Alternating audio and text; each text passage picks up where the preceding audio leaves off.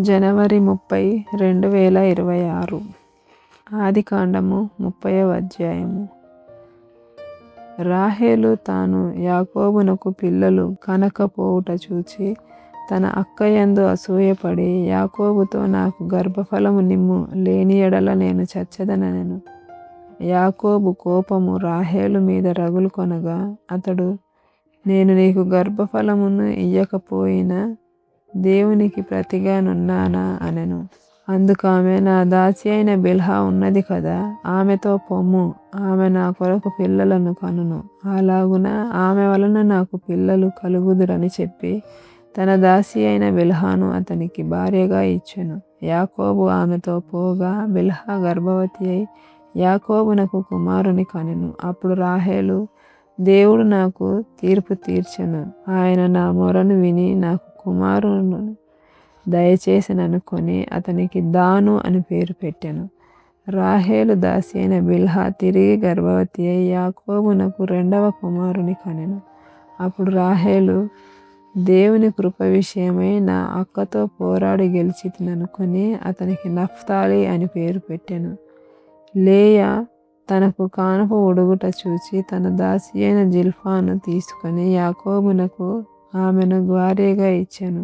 లేయా దాసి అయిన జిల్పా యాకోబునకు కుమారుని కనగా లేయా, ఇది అదృష్టమే గదా అనుకొని అతనికి గాదు అని పేరు పెట్టెను. లేయా దాసి అయిన జిల్పా యాకోబునకు రెండవ కుమారుని కనగా లేయా, నేను భాగ్యవంతురాలను, స్త్రీలు నన్ను భాగ్యవతి అందురు గదా అని అతనికి ఆషేరు అని పేరు పెట్టెను.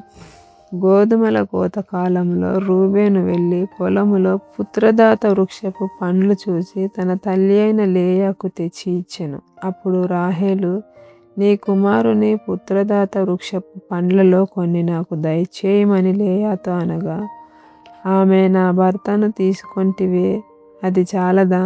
ఇప్పుడు నా కుమారుని పుత్రదాత వృక్షపు పండ్లను తీసుకొందువా అని చెప్పెను. అందుకు రాహేలు, కాబట్టి నీ కుమారుని పుత్రదాత వృక్షపు పండ్ల నిమిత్తము అతడు ఈ రాత్రి నీతో శయనించునని చెప్పెను. సాయంకాలమందు యాకోబు పొలం నుండి వచ్చినప్పుడు లేయా అతనిని ఎదుర్కొనబోయి, నీవు నా యొద్దకు రావలెను, నా కుమారుని పుత్రదాత వృక్షపు పండ్లతో నిన్ను కొంటినని చెప్పెను. కాబట్టి అతడు ఆ రాత్రి ఆమెతో శయనించెను. దేవుడు లేయా మనవి వినెను గనుక ఆమె గర్భవతి అయి యాకోబునకు 5వ కుమారుని కనెను. లేయా, నేను నా పెనిమిటికి నా దాసినిచ్చినందున దేవుడు నాకు ప్రతిఫలము దయచేసిననుకొని అతనికి ఇశ్శాఖారు అని పేరు పెట్టెను.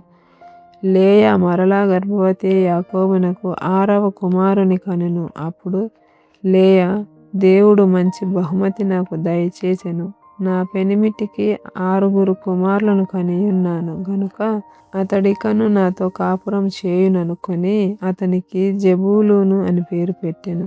ఆ తరువాత ఆమె కుమార్తెను కని ఆమెకు దీనా అని పేరు పెట్టెను. దేవుడు రాహేలును జ్ఞాపకం చేసుకొని ఆమె మనవి విని ఆమె గర్భము తెరిచెను. అప్పుడు ఆమె గర్భవతి అయి కుమారుని కని దేవుడు నా నింద తొలగించెననుకొనెను. మరియు ఆమె, యెహోవా మరి ఒక కుమారుని నాకు దయచేయునుగాక అనుకొని అతనికి యోసేపు అని పేరు పెట్టెను.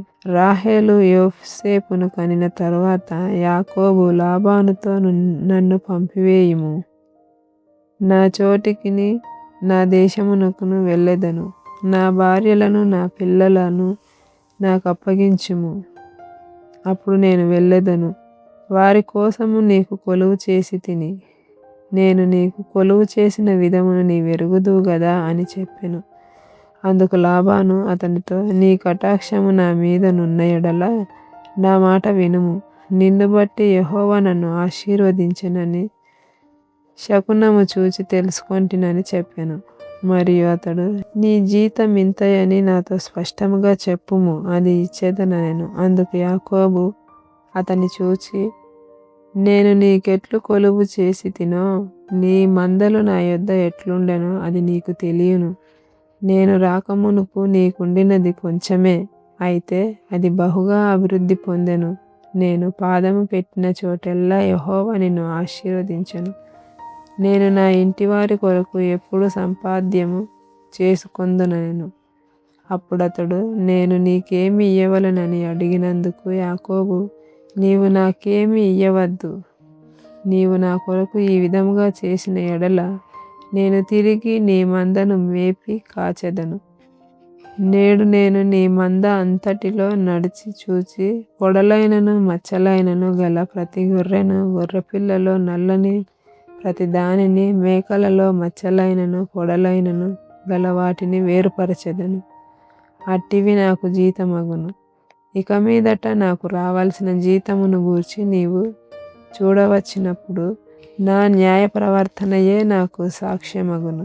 మేకలలో పొడలైనను మచ్చలైనను లేనివన్నీయు, గొర్రెపిల్లలలో నలుపు లేనివన్నీయు నా యొద్దనున్న ఎడల నేను దొంగిలి తినని చెప్పవచ్చునెను. అందుకు లాబాను, మంచిది, నీ మాట చొప్పుననే కానిమ్మనెను.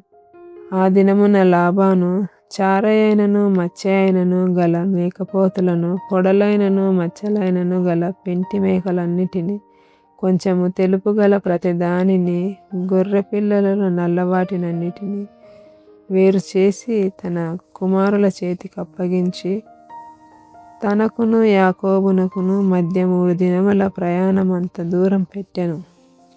లాబాను యొక్క మిగిలిన మందను యాకోబు మేపుచుండెను.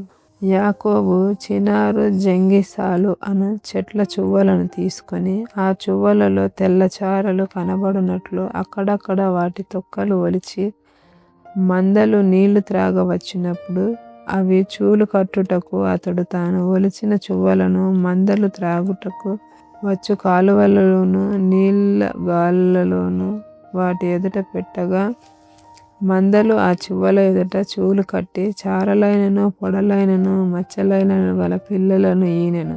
యాకోబు ఆ గొర్రె పిల్లలను వేరు చేసి చారలు గల వాటి తట్టును, లాబాను మందలలో నల్లటి వాటి తట్టును, మందల ముఖములు తిప్పి తన మందలను లాబాను మందలతో నుంచక వాటిని వేరుగా ఉంచెను. మందలో బలమైనవి చూలు కట్టినప్పుడెల్లను అవి ఆ చువ్వల ఎదుట చూలు కట్టునట్లు యాకోబు మంద కన్నుల ఎదుట కాలువలో ఆ చువ్వలు పెట్టెను. మంద బలహీనమైనప్పుడు పెట్టలేదు. అట్లు బలహీనమైనవి లాబానుకును, బలమైనవి యాకోబునకును వచ్చెను. ఆ ప్రకారము ఆ మనుష్యుడు అత్యధికముగా అభివృద్ధి పొంది విస్తారమైన మందలు, దాసీలు, దాసులు, ఒంటెలు, గాడిదలు గలవాడాయెను.